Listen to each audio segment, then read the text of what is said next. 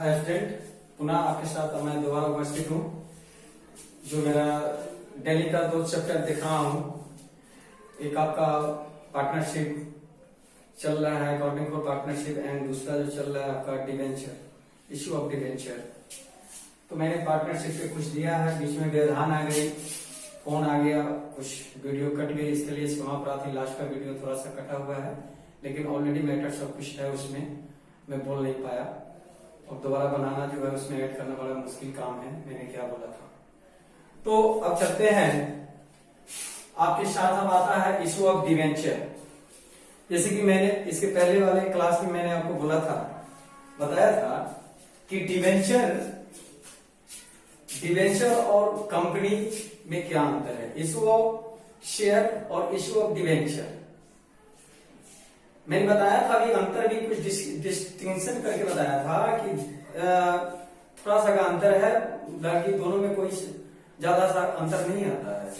जैसे कि वहां पे हम लोग कंपनी में इशू ऑफ शेयर में जो है सिर्फ शेयर के बारे में पढ़ना है, और यहाँ पे आपको ऋण पत्र के बारे में जानना है। लेकिन जैसे कंपनी में 9 एंट्रियां होती थी जर्नल प्रेशिया, सेम यहाँ भी 9 एंट्री होते हैं। वहां पे क्या होता था, हम लोग हर एक जगह शेयर शेयर शेयर शेयर लगाते थे। मांग के समय, प्राप्ति के समय, रिसिप्ट के समय, जो भी लेखांकन प्रक्रिया होती थी उसमें सारे शेयर, यानी शेयर 2 तरह के होते थे, equity share and preference share. तो उसमें इक्विटी शेयर होता था तो इक्विटी शेयर से काम करते थे, और प्रेफरेंस शेयर होता, प्रेफरेंस शेयर लगाकर हम लोग प्रक्रिया जर्नल एंट्री करते थे। तो वो तो थी शेयर की बात। अब यहाँ पे डिवेंचर देखना है। मैंने बहुत कुछ बताया था, दोनों में अंतर बताया था, क्या चीज होता है। तो डिवेंचर के बारे में थोड़ा विस्तृत रूप से जानना है। इसके बाद हम लोग जर्नल परीक्षा में जाएंगे, जो आप बोर्ड पर देख रहे हैं। ये सब जानने के बाद हम लोग इसका जो है इशू ऑफ शेयर कैसे किया जाता है, इसके पार्ट कितने होते हैं, तो 3 पार्ट होते हैं, है ना। उस 3 पार्ट में क्या क्या है इसके बाद वाले में मिलेगा। तो फिलहाल इसके लिए आज के लिए इतना ही। देखिए इसमें क्या है, डिवेंचर, इशू ऑफ डिवेंचर। मैंने बताया था ऋण पत्र, है ना। एक ऋण पत्र होता है जो कंपनी इशू करती है, जैसे शेयर इशू किया जाता था, उसी तरह कंपनी, कोई भी कंपनी अपना डिवेंचर बेचता है। लेकिन याद रखिएगा, डिवेंचर पर मत देने का अधिकार नहीं होता है। जो भी डिवेंचर हम आप खरीदते हैं तो आप जो है वोट नहीं दे सकते हैं, यानी वोट नहीं दे सकते हैं। किसी भी तरह का अगर वोट होता है तो वोट आप नहीं दे सकते। लेकिन शेयर खरीदने वाले पर इस तरह का कोई प्रतिबंध नहीं है। यहाँ पे आपको देखना है कि डिवेंचर, तो बताया कि डिवेंचर ऑलरेडी, डिवेंचर पर ब्याज भी दिया जाता है। तो उसमें ऑलरेडी डिवेंचर जब लिखते हैं तो उसके पहले कुछ परसेंट ब्याज चार्ज रहता है, 12%, 5%, 9% वगैरह। तो ऑलरेडी डिवेंचर के पहले लिखा हुआ रहता है। तो उसी बहुत से सारे कुछ ऐसे मद है, इसके बारे में डिवेंचर के बारे में जानना है कि हाँ है क्या चीज। तो सिंपल ही जैसे शेयर होता था, यहाँ पे डिवेंचर है, बस एक फर्क है, इंटरेस्ट से समान कंपनी में जो होती थी, यहाँ भी वहां भी हम लोग सिंपल ही शेयर इशू करते थे। कॉल सिनेरर होता था, कॉल सीनियर एडवांस होता था, उसके बाद ओवर सब्सक्रिप्शन होता था, है ना। ये सब जो भी गतिविधियां उसमें है, इशू ऑफ शेयर होता था, issue of share at par, issue of share at premium, issue of share at discount. यहां भी ये सब पर मतों पर ध्यान देना होगा। तो आज के विषय के लिए जो मैंने आपको दिया है, जो लिखा है, उसको जरा चर्चा कर लिया जाए। उसके बाद हम लोग जर्नल एंट्री पर देखेंगे। उसके बाद प्रॉब्लम कल से शुरू हो जाएगा। कल मैं प्रॉब्लम बनाऊंगा, आप लोगों को बताऊंगा कि देखिए शेयर और डिवेंचर में क्या फर्क है, शेयर क्या होता है, डिवेंचर क्या होता है। जैसे बॉन्ड्स भी होता है, तो बहुत सारे कंपनी बॉन्ड्स भी बेचती है, उस बॉन्ड्स को भी लोग खरीदते हैं और उसका जो है समय समय भुगतान करते हैं, और अवधि पूरा होने के बाद उसको लास्ट टाइम में पूरा ब्याज के साथ पैसा मिलता है। तो यहाँ फिलहाल हम चलते हैं डिवेंचर, इशू ऑफ डिवेंचर आज का जो आपका विषय है। पहला क्या है जरा देखिएगा, पहला क्या दिया गया आपको, लिखा हुआ है ए डिवेंचर अकाउंट नॉलेज ऑफ ए डेब्ट। यानी डिवेंचर जो है किसी ऋण पत्र की जानकारी देता है। डिवेंचर किसी ऋण पत्र के बारे में बताता है कि यह किस तरह का ऋण पत्र है। नेक्स्ट है, it is in the form of certificate issue. देखेंगे, it is in the form of certificate issue under the seal of the company. मतलब इसको पूर्ण रूप से सर्टिफिकेट मिलता है कि जो भी कानूनी प्रक्रिया है या किसी तरह का अगर वैधता है तो उसके आधार पर आप जो है डिवेंचर जारी कर सकते हैं, जनता को डिवेंचर बेच सकते हैं। Next, debenture has a rate of interest. Debenture का अपना रेट होता है, जैसे मैंने पहले बताया, जैसे लिखा रहता है 5% डिवेंचर है ना, इशू टू द पब्लिक, यानी जनता को 5% वाला डिवेंचर जो है निर्गमन किया गया। इसके बारे में कह रहा है, जरा समझिएगा कि debenture has rate of interest. तो ये 5% जो लगा हुआ है, यही जो है इसी की दर से जो है आपको ऋण पत्र पर ब्याज जो है जनता को मिलता है, जो पूर्ण रूप से वर्णित रहता है, डिवेंचर के पहले वो लिखा हुआ रहता है। उसके बाद आता है बच्चे next, debenture can be secured against the assets of the company और मे बी अनसिक्योर्ड। यानी डिवेंचर जो है पूर्ण रूप से कहता है assets of the company, company के संपत्तियों पर डिवेंचर जो है पूर्ण रूप से है ना, संपत्ति के खिलाफ पूर्ण रूप से सुरक्षित होता है। आगे है नेक्स्ट, मतलब संपत्तियों के अगेंस्ट में विरुद्ध होता है, संपत्तियों के विरुद्ध डिवेंचर पूर्ण रूप से है ना सुरक्षित हो सकता है। ये है। नेक्स्ट है, debenture are generally freely transferable by the debenture holder. यानी डिवेंचर होल्डर के द्वारा यह पूर्ण रूप से है ना, जनरली रूप से जो है यह आपको डिवेंचर आजाद होता है, इसमें कोई किसी तरह का दिक्कत नहीं है। जो आपने, जैसे कि आपने डिवेंचर होल्डर है, आपने डिवेंचर खरीदा, आप पूर्ण रूप से आपको आजादी है कि आप जो है डिवेंचर का मालिक हो गए। अब आपको जैसे जैसे रूल्स और रेगुलेशन फॉलो करने का आता है तो आप कंपनी के तहत जो है आप उसको कर सकते हैं, और जैसे कंपनी मांग करती है वैसे भुगतान कर सकते हैं। तो कंपनी दो तरह से मांग करती है, लमसम है ना, लमसम, एंड दूसरा इन इंस्टॉलमेंट, यानी एक मुश्त डिवेंचर का भुगतान या किस्तों में डिवेंचर का भुगतान। तो आगे की बात है वो आगे पढ़ना पड़ेगा, आगे आपको मैं बताऊंगा। फिलहाल जो है वर्णित उसको देखा जाए। नेक्स्ट है, the interest paid to them against profit in the company. यानी कंपनी के प्रॉफिट के अलावा डिवेंचर होल्डर को अलग से ब्याज भी दिया जाता है। यानी प्रॉफिट एक अलग चीज है, उसमें जो ब्याज परसेंटेज जो वर्णित है वो परसेंटेज की दर से ब्याज भी है ना दिया जाता है। अगेंस्ट दिया है, against profit in the company, यानी कंपनी में प्रॉफिट के अगेंस्ट है ना द इंटरेस्ट पेड, यानी इंटरेस्ट का भी भुगतान किया जाता है। ठीक है, तो आप समझ गए यहां तक क्या चीज है। इसके मुख्य जो आपको दिया हुआ है ये है आपको फ्यूचर ऑफ डिवेंचर। ठीक है, फ्यूचर ऑफ डिवेंचर का ये पार्ट है। अब आता है आपके सामने कि डिवेंचर के प्रकार कितने होते हैं। Already here written kinds of debenture, यानी डिवेंचर कितने प्रकार के होते हैं, तो इसका 5 बचे रूप है। First, second, third and fourth and fifth. यहां पे देखा जाए फिफ्थ यहां है। तो इसके जो 5 रूप है, इसको बंटवारे के 5 रूप दिया गया है ना, 5 प्रकार से बांटा जाता है। तो पहला क्या है, इस पर ध्यान दिया जाए। इस यहां पे लिखा हुआ है on the basis of record transfer, यानी रिकॉर्ड ट्रांसफर के आधार पर डिबेंचर के कितने रूप होते हैं। तो इसके दो रूप होते हैं, रजिस्टर्ड डिबेंचर और दूसरा होता है बियरर डिबेंचर। रजिस्टर्ड मतलब होता है जिसका किसी तरह का, जैसे आप लोग व्यवसाय करते हैं तो अपने फर्म या संस्था का रजिस्टर कराते हैं, है ना, तो वो चीज है।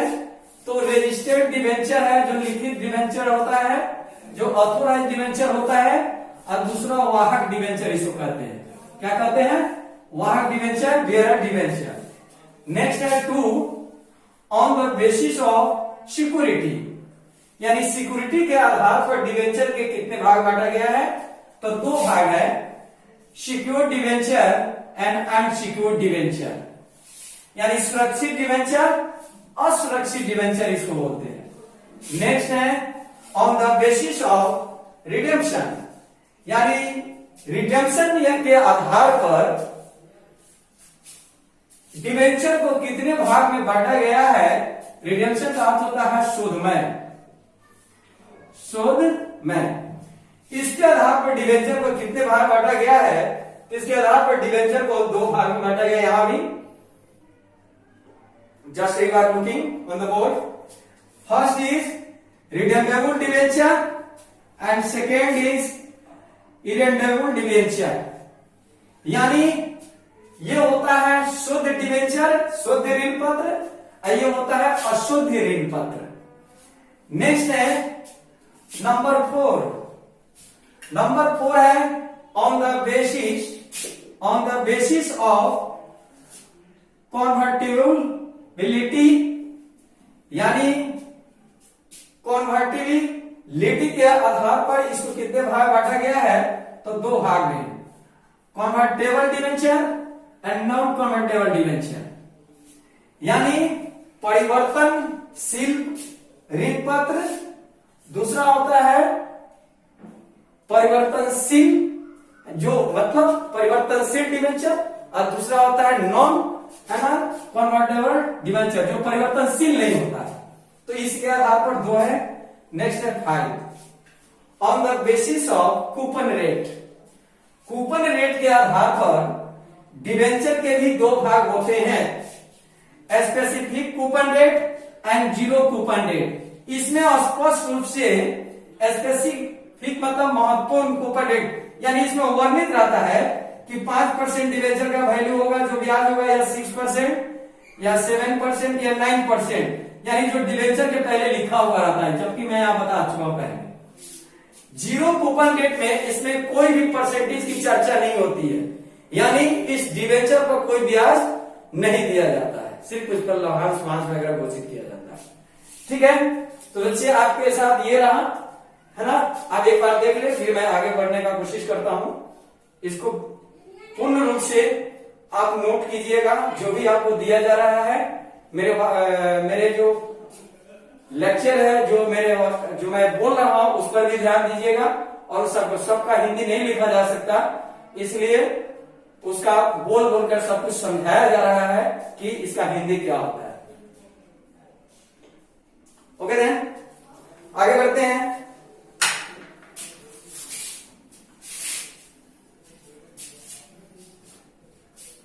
एक बार कैमरा चेक कर ले, बड़ा दिक्कत है। ठीक है, ठीक है।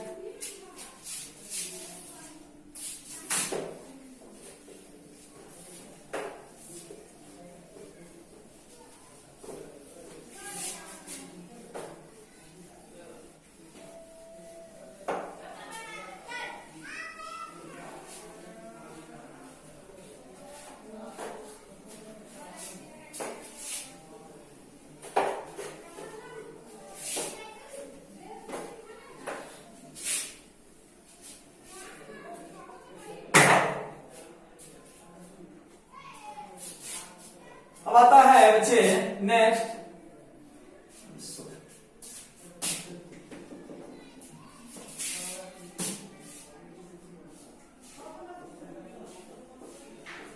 टाइप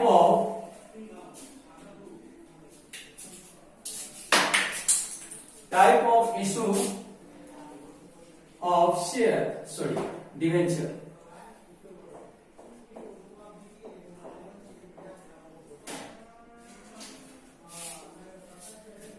यानी जो शेयर इशू किया जाता है उसके प्रकार कितने होते हैं। पहले आपने पढ़ा काइंड्स ऑफ डिवेंचर, मतलब सिर्फ ओनली डिवेंचर के प्रकार।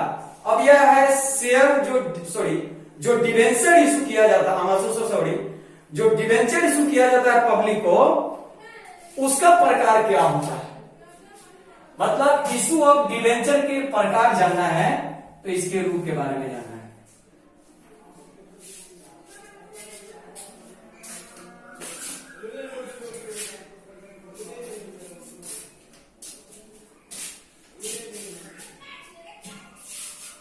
पहला है, इसके 3 भाग।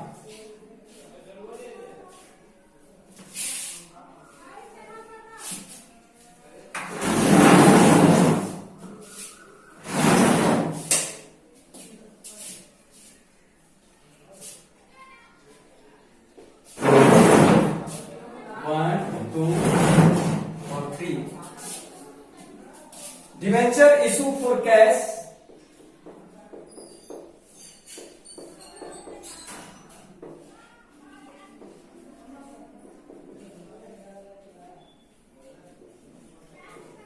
इसको 2 भाग में बांटा गया। पहला होता है लंपसम,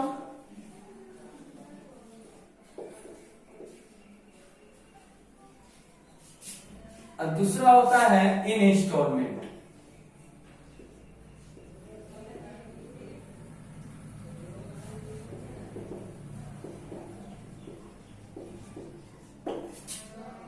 लमसम आप जानते हैं, कंपनी में पढ़े हैं, चलिए इसके बारे में देख लिया जाए क्या होता है।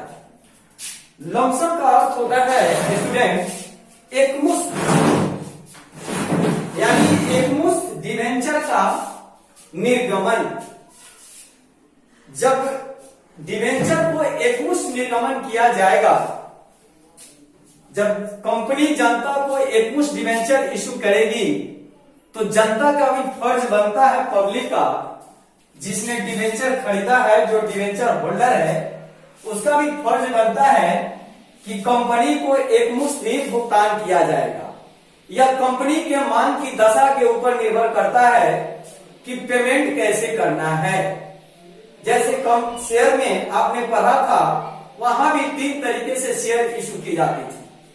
तो यहां भी ये देखना है ना। एक अदर देन कैश आता है, उसके बाद आता है कोलेटरियल के संबंध में आता है, 3rd नंबर है ना। सुरक्षित रखने के लिए संपत्ति को बैंक से लोन लेकर जो है इसको काम किया जाता है। तो वो 2nd एंड 3rd बाद में बताएंगे, पहले पढ़ लीजिए। फर्स्ट है लमसम इंस्टॉलमेंट। ये लमसम जो है यानी डिवेंचर का भुगतान, और दूसरा है इन इंस्टॉलमेंट। लमसम का अर्थ होता है एकमुश्त। जब एकमुश्त कंपनी डिवेंचर का मांग करता है, तो पब्लिक का भी फर्ज बनता है कि एकमुश्त डिवेंचर का भुगतान करे। नेक्स्ट है इन इंस्टॉलमेंट, यानी किस्तों में। जब कंपनी किस्तों में डिवेंचर का मांग करती है, तो जनता का भी फर्ज होता है उसका भुगतान किस्तों में ही किया जाए। ये होता है इन इंस्टॉलमेंट एंड लमसम। नेक्स्ट आता है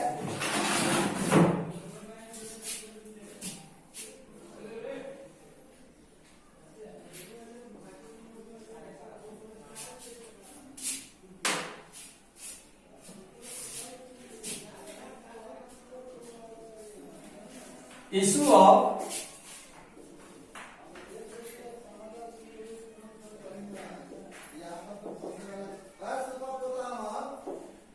consideration other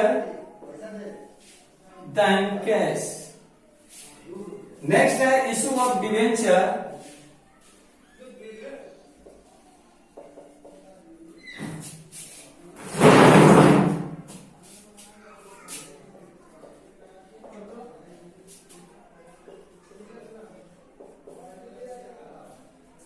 कोलाट्रियल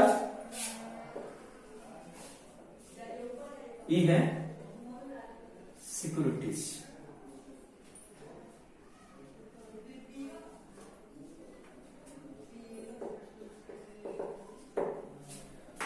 अब इसको जरा ध्यान दीजिएगा। Issue of debenture concession other than cash, इसका क्या अर्थ होता है?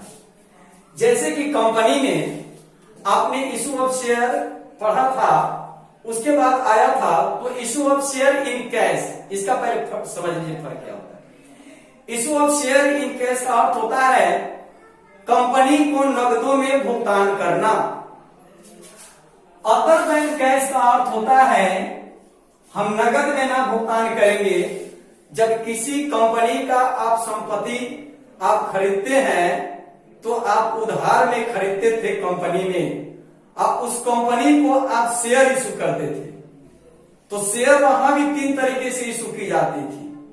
Share issued at par 10 is equal to 10, share issued at premium 10 is equal to 12 and share issued at discount 10 is equal to 9। यानी इस तरह का आप शेयर इशू करते थे।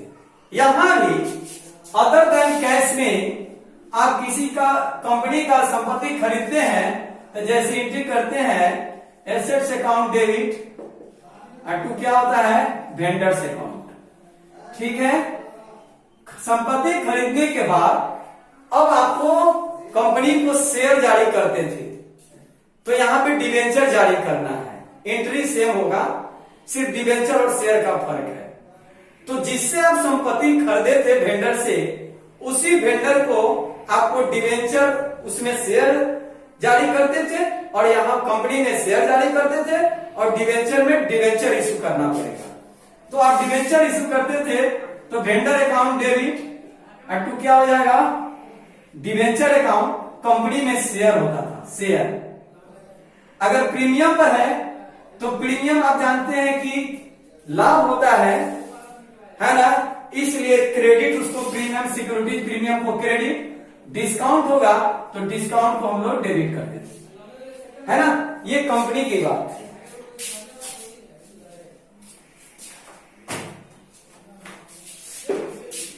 तो आपको यहां डिवेंचर देखना है तो कोई भी संपत्ति आप जायदाद खरीदेंगे तो उसके लिए आपको डिवेंचर जारी करना होगा। तो यहां पे होगा वेंडर अकाउंट डेबिट टू है ना डिवेंचर, यानी 6% डिवेंचर या जो भी डिवेंचर का रेट दिया हुआ अकाउंट है ना। प्रीमियम पर होगा तो प्रीमियम क्रेडिट हो जाएगा, डिस्काउंट होगा तो डिस्काउंट यहां डेबिट हो जाएगा। ये वाला ये आइटम। इसका क्या है, इक्विलाटरल सिक्योरिटीज का अर्थ होता है कि आप जो है सुरक्षित अपने ऋण पत्र को रखकर या रखने के लिए आप बैंक से लोन लेकर है ना कार्य करते हैं। तो जब एंट्री आएगी तो उसमें एंट्री में बताया जाएगा। फिलहाल हम चलते हैं। तो आप यहां पे समझ गए स्टूडेंट कि issue of type of issue of debenture के 3 रूप है। पहला डिवेंचर इशू फॉर कैश, जो नगद में ही कंपनी मांग करेंगी इस कंडीशन में भी और इंस्टॉलमेंट के कंडीशन में भी, तो नगद में ही भुगतान करना पड़ेगा। Issue of debenture concession other than cash, यहां पे नगद में नहीं भुगतान करना पड़ता है, यहां पे डिवेंचर इशू किया जाता है। ठीक है, कब संपत्ति खरीदने के उपरांत, जैसा कंपनी मांगती है प्रीमियम पर मांग करेगी डिवेंचर का तो डिवेंचर को प्रीमियम पे भुगतान करना होगा। एट पार पर अगर करती है तो एट पार पर भुगतान करना पड़ेगा। शेयर अगर डिवेंचर का कॉल करता है डिस्काउंट पे तो जनता को डिस्काउंट पे भुगतान करना पड़ता है। नेक्स्ट है इश्यू ऑफ कोलाटेरियल। तो इसके 3 भाग हो गए, 1, 2 एंड 3। अब इसके बाद हम लोग आते हैं बच्चे कि इशू ऑफ शेयर के ये 3 जो रूप है इसकी जनरल प्रविष्टियां क्या होती है। तो मैं आपको जनरल प्रविष्टियां देने जा रहा हूं, जरा उस पर ध्यान दें।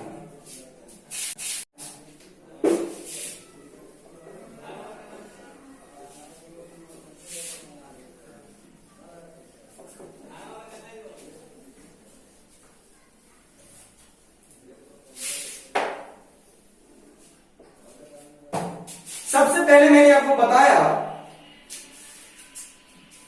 कि कंडीशन ऑफ जब लमसम जो है कंपनी डिवेंचर का मांग करती है तो उसका एंट्री क्या होगा। अब यहां पे जरा समझ ले कि शेयर इशू करने का प्रकार क्या होता है, कैसे हम डिवेंचर इशू करने का प्रकार क्या होता है। तो यहां पे इसके 3 भाग होते हैं, 1 2 एंड 3।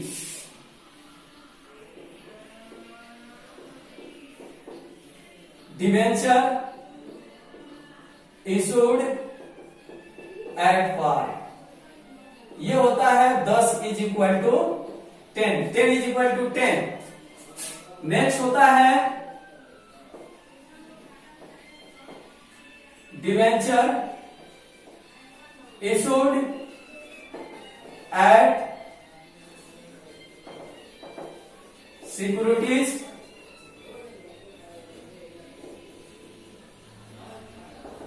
प्रीमियम। नेक्स्ट होता है debenture issued at discount. Debenture issued at security premium यानी 10 रुपया वाले डिवेंचर को अगर 12 रुपया पर इशू किया गया है, यानी जो आरएस है, ये भी आरएस, फिर से समझे इसको, मैं जरा लिख देता हूं। 10 रुपया वाले डिवेंचर को अगर 10 रुपया पर इशू कंपनी करती है तो यह सवाल एट पार का हो जाएगा। इशू अब जो डिवेंचर होगा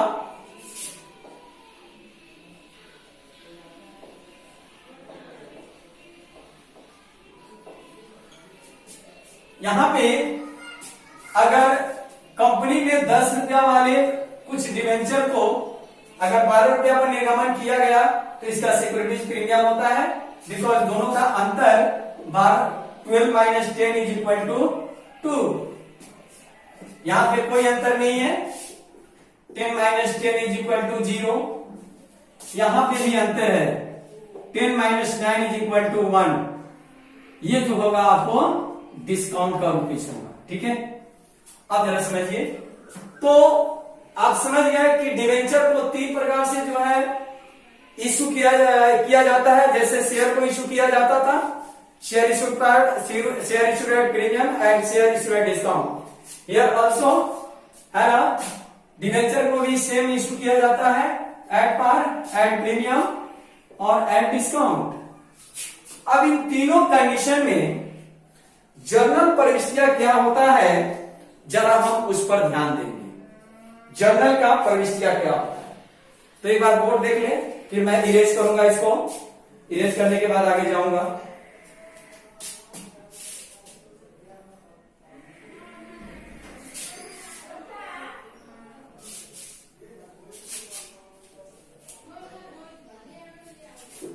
ठीक है,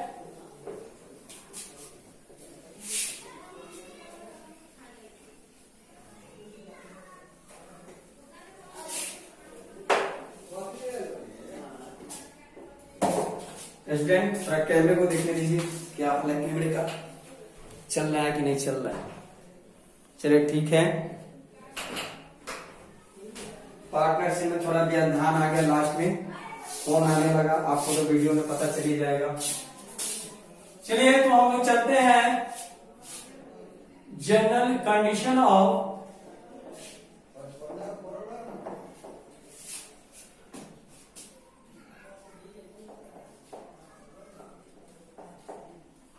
डिवेंचर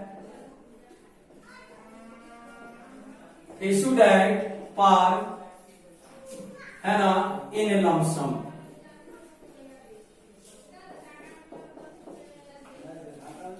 समझ रहे हैं क्या लिखा होगा है, यानी लंपसम की दशा में डिवेंचर को जब एट पार पर इशू किया जाएगा तो इसकी जर्नल प्रविष्टियां क्या होगी, ये देखिए।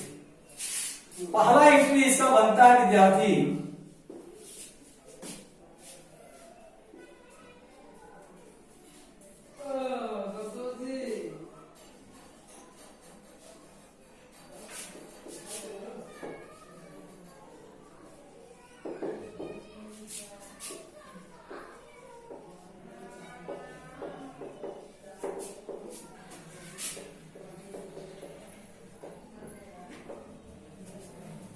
यानी on application money received on debenture, एकमुश्त की बात कर रही है यहाँ पे, एकमुश्त का बात है। लमसम की कंडीशन में जनरल परीक्षा क्या होगी, तो आवेदन जैसे कंपनी में लमसम भी वहां भी होता था, तो वहां पे 2 एंट्रियां की जाती थी, मतलब कंपनी एकमुश्त अंशों का मांग करती थी तो जनता भी एकमुश्त अंशों का भुगतान करती थी। यहां भी एकमुश्त डिवेंचर का मांग कर रही है कंपनी, तो जनता भी एकमुश्त डिवेंचर का भुगतान करेगी।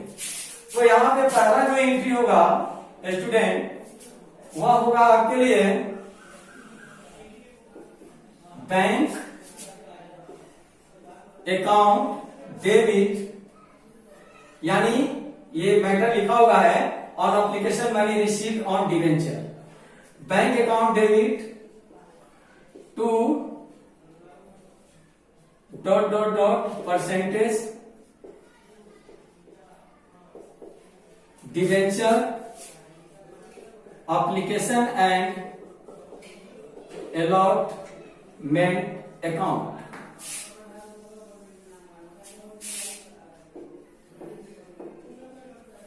Being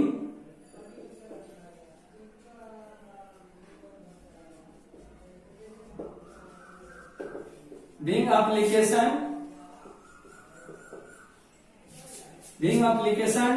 debenture money received। Next number 2,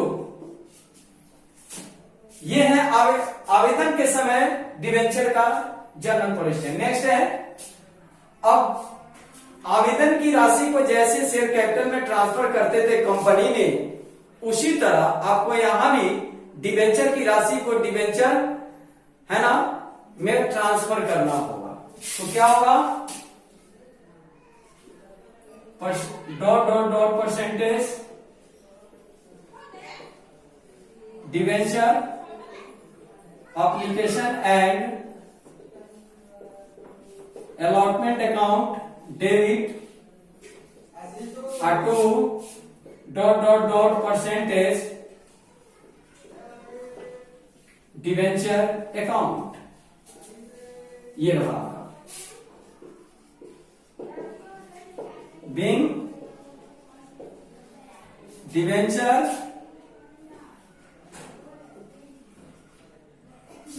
application, being application debenture money transfer to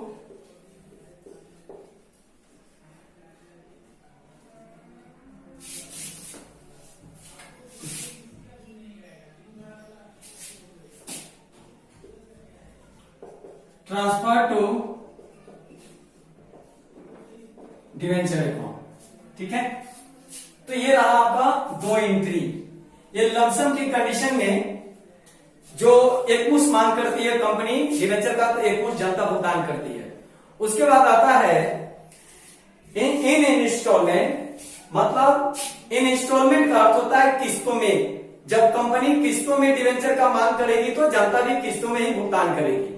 जैसे आप डिवेंचर किसी कंपनी का खरीद लिए और कंपनी ने लमसम मांगा तो लमसम का काम किया, और कंपनी अगर इसको किस्तों में मांग करती है तो किस्तों में भुगतान करेगी। देख लीजिए, यहां भी कुछ और तथ्य पर ध्यान देना उचित है कि सपोज दैट, मान लीजिए कि कंपनी ने डिस्काउंट पर इशू डिवेंचर की मांग किया है, तो डिस्काउंट यहां डेबिट हो जाएगा। Discount on issue of debenture account. अगर कंपनी ने प्रीमियम पर मांग किया था तो यहां पे हो जाएगा टू सिक्योरिटीज प्रीमियम अकाउंट। तो पहले मैंने एक्ट पर बताया था ये और ये एंट्री तो लिया था, लेकिन इसमें कंबाइन कर दिया। जो डिस्काउंट पर भी अगर लमसम की मांग करता है, अगर कटौती पर होता है तो यहां डिस्काउंट लगाना उचित होगा, प्रीमियम पर होगा तो प्रीमियम लगाना उचित रहेगा। लेकिन ध्यान रहे कि डिस्काउंट का जो एंट्री होता है, जब भी आप अलॉटमेंट नहीं जोड़ते हैं तो आपका एंट्री गलत हो जाएगा, इसलिए अलॉटमेंट यहां लगाना पड़ता है। यहां पे अगर न डिस्काउंट है, डिस्काउंट की चर्चा नहीं है, तो डायरेक्टली आप डिवेंचर एप्लीकेशन भी लिख सकते हैं। ठीक है, तो इसलिए अलॉटमेंट पहले ही हमने डाल दिया है। अब आती है इसके बाद किस्तों में भुगतान। तो किस्तों में भुगतान भी कंपनी जो जनता करती है और जो जनता डिवेंचर खरीदती है तो उसके 9 एंट्रीज होते हैं जो कल मैं आपको दूंगा। फिलहाल आज के लिए इतना ही। I am also thrusted my self, I can't speak and also I can't lecture, है ना। जब मैं आपको पता है कि मैं 2 घंटे से लगातार खट रहा हूं, थोड़ा हरासमेंट हो गई है। अब मैं कल जो बाकी हिस्सा है फिर पुनः आपके साथ लेकर आऊंगा और कल का वीडियो मैं कल आपको दूंगा। इसलिए लास्ट टाइम मैं आपसे कहना चाहता हूं कि आप जहां भी रहो सुरक्षित रहो, लॉकडाउन का पालन करो, अपने घर में रहे, इधर उधर मत जाए, लोगों का छुआ हुआ किसी वस्तु का इस्तेमाल न करें। जो भी आपके फैमिली में है उस सबको सुरक्षित रखो, आप फैमिली के साथ जुड़े रहें। सब समाज के जितने भी वर्ग के लोग हैं, गरीब जो भी अमीर है, सबका फर्ज बनता है एक दूसरे का योगदान करें। अतः आप इस योगदान का पुनः भागीदारी होकर देश को कोरोना से लड़ने के लिए अपनी सहमति जताए। इतना ही आपको करना है, आपको घर में ही रहना है ना। Take yourself and have a nice day and take your good family, है ना। थैंक यू, धन्यवाद जो आपने मेरे लिए इतना टाइम दिया।